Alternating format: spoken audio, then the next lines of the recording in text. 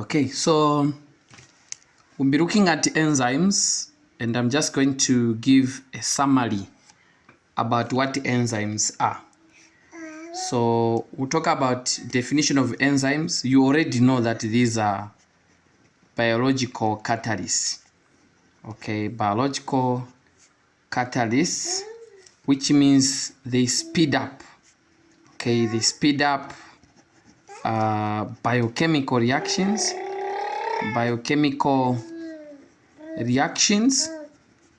okay, but remains unchanged. Okay, but the enzymes remain unchanged.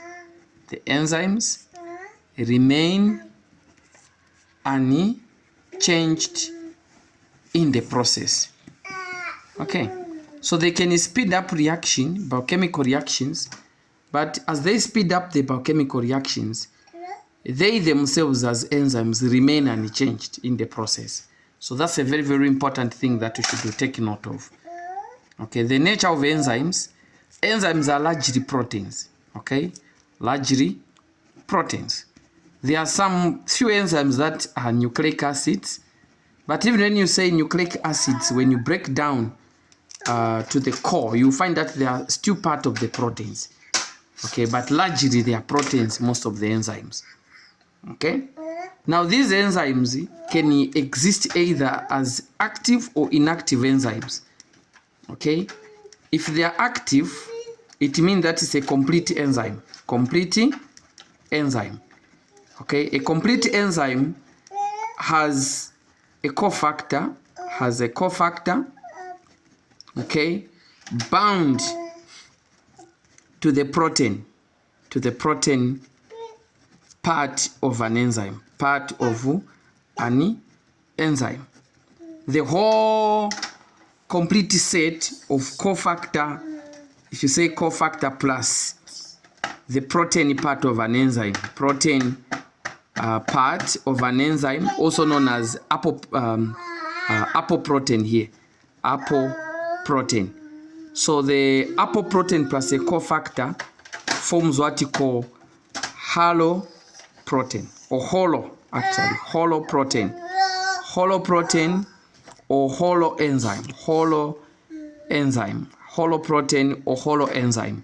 So a holoenzyme is a complete enzyme bound to its cofactor.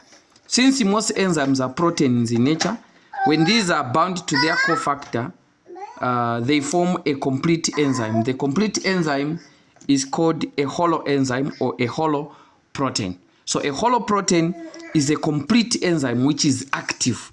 So meaning you have got an enzyme bound to its cofactor.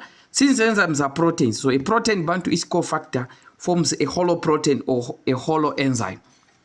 Okay. Then they can also be inactive.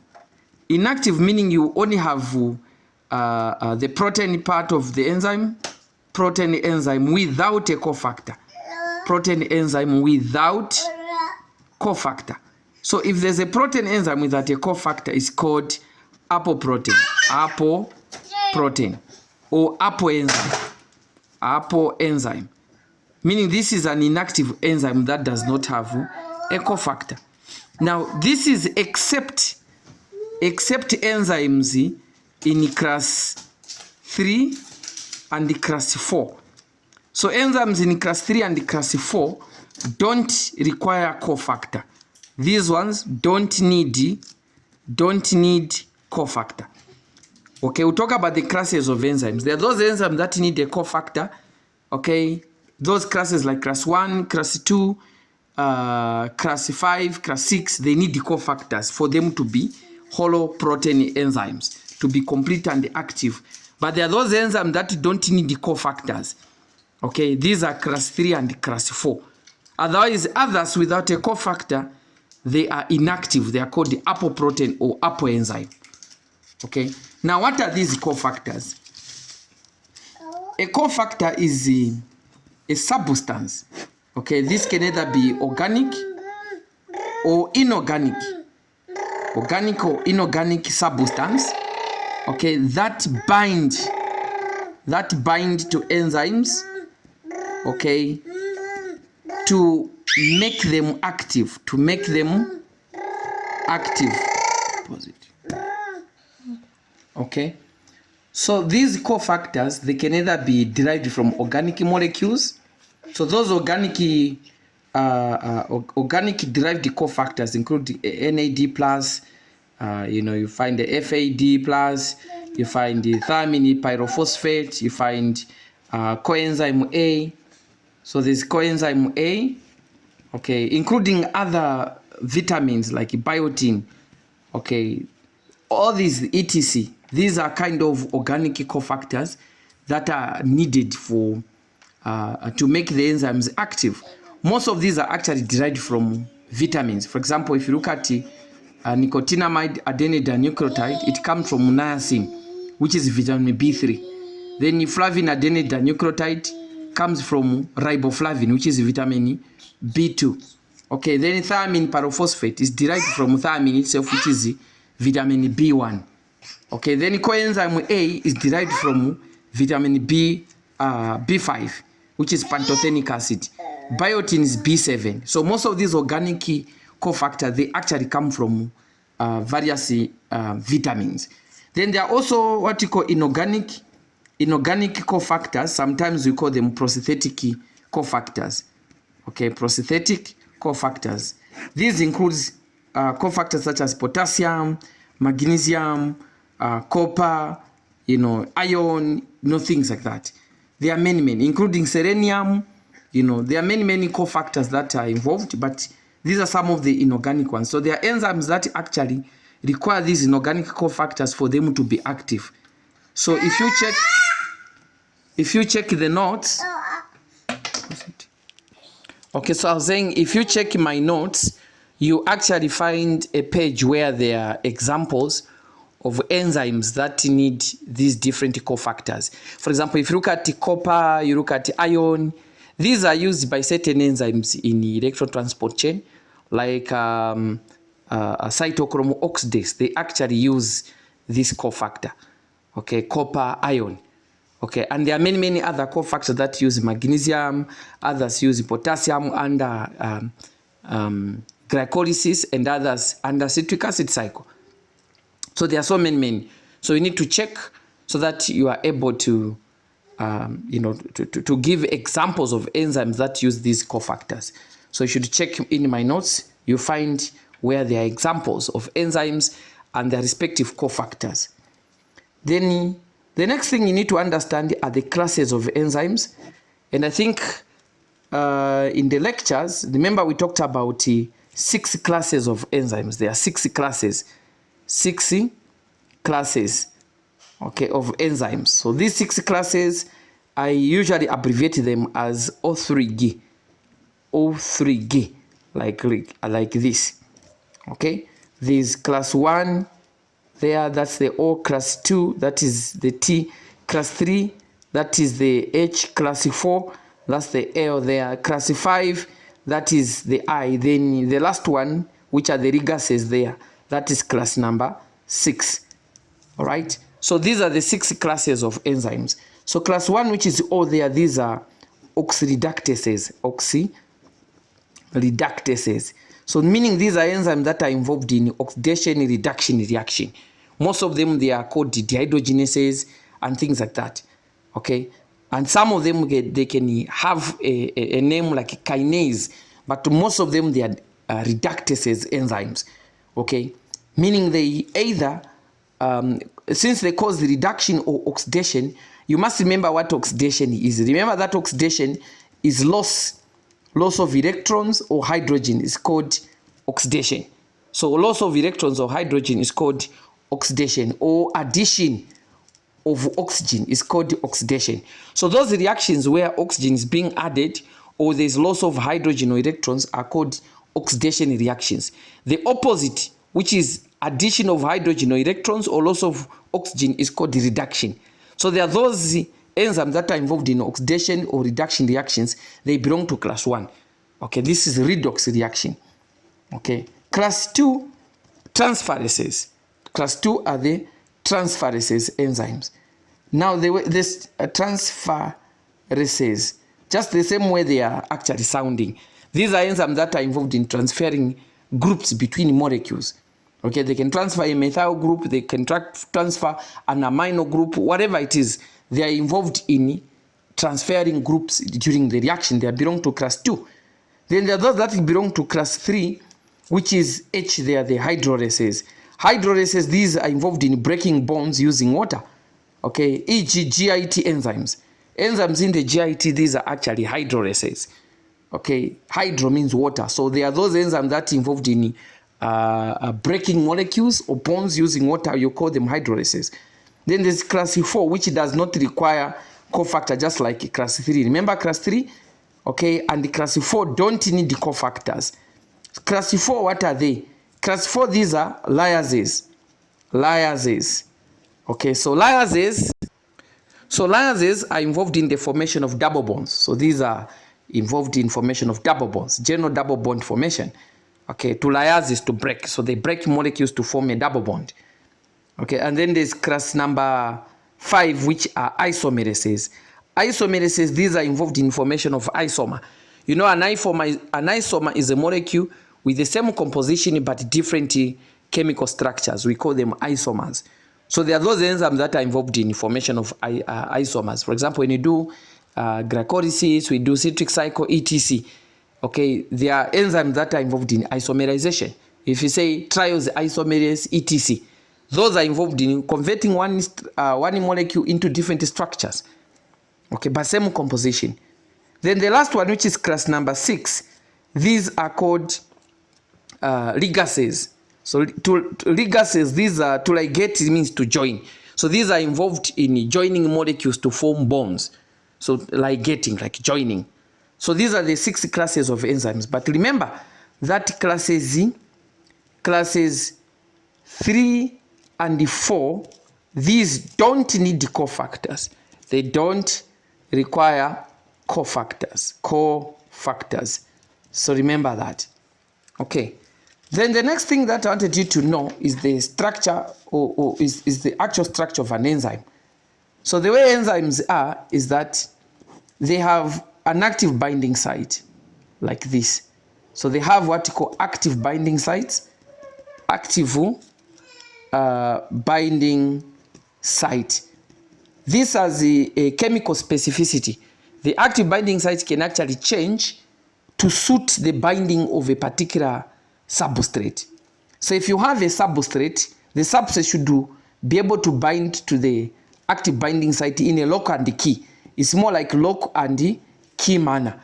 Okay, that's how the substrate, which is a reactant, okay, that's how they interact with an enzyme. It must be lock and key, more like specificity. All right. So if the substrate does not have a particular shape that can fit there, it can't bind. Okay, so this is how the enzymes are. So if this is an enzyme, it has an active binding site on which a substrate can bind. Okay, so take note of that. So this is how an enzyme basically is. So the question is, how do enzymes increase the rate of reaction? Enzymes increase the rate of reaction in various ways. Number 1 is what we call catalysis by proximity. Catalysis proximity depends on the enzyme and the substrate concentration. More enzyme, more substrate, higher collision rate. So that destabilizes the substrate. Okay. Number 2, it can be through acid-base catalysis. This is pH changes destabilizes the various substrates. It can also be by strain. Okay, enzymes can bind to molecules and apply strain to the bonds and make them weaker. It can also be through covalent bond formation that weakens the substrate. So these are some of the ways in which enzymes actually increase the rate of reaction. Okay, but how? So this is the mechanism. This is what mechanism. So this mechanism leads to what you call lowering of activation energy. Lowering of activation energy. All right, lowering of activation energy. So the lowering of activation energy leads to increase in biochemical reaction. Now we must explain what lowering the activation energy is. Activation energy is the energy needed to convert a reactant into a product. So it's more like the barrier needed to be overcome.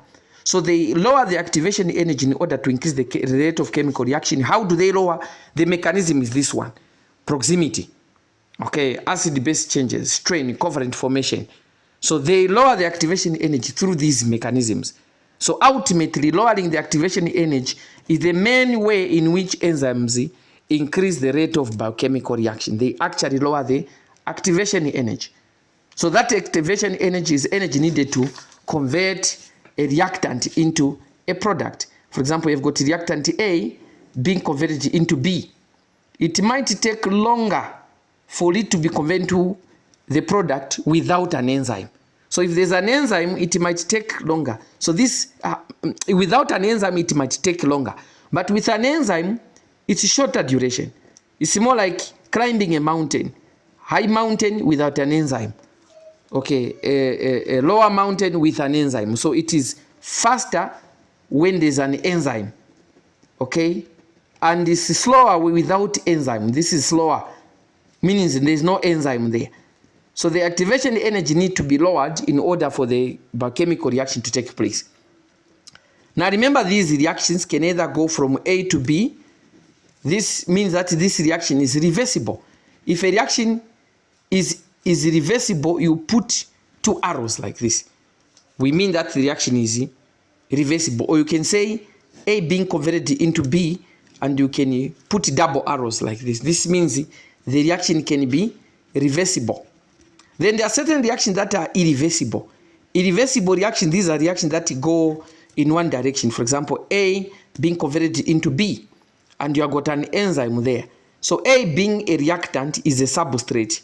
A reactant is also known as a substance on which the enzyme act. So the enzyme will act on the substrate, all right, convert into a product. So if you can't convert back the product into the reactant, this reaction is called irreversible reaction. Okay, so which factors affect enzyme? Factors that affect enzyme activities. So there are many factors that affect enzyme activity. Number one, pH changes. Enzymes are very specific in the way they function. They need a specific pH, all right, specific temperature.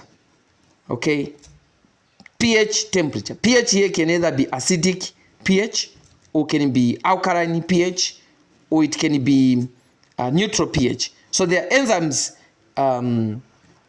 act in different pH environments. There are those enzymes that require alkaline environments, others require acidic environments. So they need to be in particular. If there are any changes in the pH around the enzyme, the activity of the enzyme can be affected depending with the nature of the enzyme. Temperature, enzymes also require to function in optimum temperatures. Extreme hot temperature can actually denature enzymes, since enzymes are proteins. Okay, what else? Concentration. How does concentration affect enzyme rate? Remember, concentration can be enzyme concentration or substrate concentration. How much of enzymes are there, or how much of the substrate determine the rate at which enzymes can actually function. All right, more work to do, the faster the rate. Less work to do, the lesser the work. All right, or more enzymes, the faster the rate. Less enzymes, the lower the rate. Okay, what else? It can also depend on the rate of elimination. Elimination rate.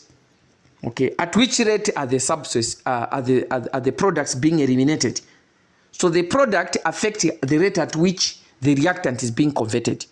They are more like allosteric inhibition. So if the products are kind of accumulating, the enzyme will slow down in converting the reactant into a product.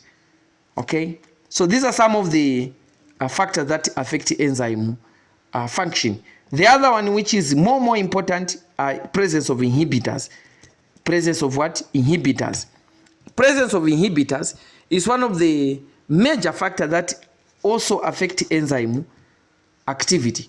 So we need to talk about these inhibitors slightly, briefly. So what are these inhibitors? Inhibitors can either be chemicals. These are chemicals, or can be toxins, drugs, etc. Okay, that actually block or that inhibit the activity of enzymes. They can slow down or they can inhibit the activity of enzymes. Okay, so types of inhibitors. What are the types of inhibitors? Inhibitors can be broadly classified into competitive inhibitors, and also non-competitive inhibitors. There are those inhibitors that are competitive and others are non-competitive. If you say they are competitive, competitive inhibitors resemble the substrate. These are drugs or chemicals or any other inhibitor that look like a substrate. So if they resemble the structure of the substrate, they compete with a substrate to bind to enzymes, to bind to the enzyme. Okay, that's why you call them competitive. So it's more like you have got an enzyme here with such a binding site, and then you've got a substrate that looks like this. This is a substrate. Okay, and then you've got an inhibitor. The inhibitor also looks like this. So if the inhibitor and the substrate appear the same structure, they compete for the binding site. So that's why we call it competition. They compete with each other to bind to an enzyme on the active site. So you can overcome this by increasing substrate concentration. So you can actually overcome this type of inhibition by increasing substrate concentration. If you increase the concentration of substrate, you can actually overcome this competitive inhibition. However, non-competitive inhibition, no resemblance. Okay, there's no resemblance between a substrate and the inhibitor. So there'll be no competition. All right. So what happens there? The inhibitor will bind on an alternative place other than the enzyme active binding site, other than the active binding site on an enzyme, other than the active binding site on the enzyme. Okay, so that alternative place is called allosteric site. So allosteric site is an alternative site where enzymes can actually bind other than the active binding sites. So if the not enzymes, I mean where the inhibitor can bind on an enzyme other than the active binding sites, we call those sites as allosteric sites. So if you look at allosteric sites, it's another site on an enzyme other than the active binding site. So you can have the substrate here. Okay. So you can have an enzyme here and then a substrate here coming to bind. So you have the substrate binding to an enzyme. And then you have got an inhibitor here that has a different shape. So this inhibitor will come and bind at an allosteric site. It will bind on this other site known as the allosteric site. So it can bind to the enzyme substrate complex. So when the non-competitive inhibitor binds to the allosteric site, which is a site other than the active binding site, we call it allosteric site. It will still slow down or inhibit the enzyme activity. That's why these non-competitive inhibitors are. And this is the reason why we call them non-competitive, because they don't compete with the substrate, because they don't look the same. They don't appear the same. Okay, so this is one example that I wanted to give you. Okay, now in terms of reversibility, inhibition, enzyme inhibition can either be reversible inhibition or non-reversible inhibition. So whether competitive or non-competitive, the inhibition can either be reversible or non-reversible. Non-reversible, for example, mercury. These, they actually bind permanently. Okay, they bind permanently. So the enzyme activity get affected in the presence of mercury toxicity. Okay, there are many other toxins and chemicals that are irreversible. Others can be reversed. And you can apply this inhibition in many drugs. There are many drugs that actually function under competitive or non-competitive inhibition. So you should be able to give examples of drugs that act under competitive and non-competitive inhibition. Okay, so take note of that. All right. So clinically, other than the drugs, how they act under enzyme inhibition, competitive or non-competitive, should be able to give you examples. Okay, the other examples that I can talk about are the clinical relevant of enzymes. All right, there are certain enzymes that tend to be higher and may indicate presence of a particular disease. Okay, for example, serum amylase. You can look for amylase, lipase enzymes. They tend to be high in patients with acute pancreatitis. So acute pancreatitis is associated with the increase in amylase or lipase enzymes. Okay, then you can talk about phosphatase acid enzymes. These are more common in metastatic prostate cancer. Metastatic prostate cancer. Okay, they tend to be elevated. Then there's also phosphatase alkaline. These tend to be elevated in various bone disorders. So bone disorders, etc. You find that the phosphatase alkaline tend to be high. Okay, these are just various enzymes. You can talk about many other enzymes like ALT, alanine aminotransferase, and the AST. Okay, aspartate aminotransferases. You may find these ones in hepatitis. For example, viral hepatitis. These enzymes tend to be high.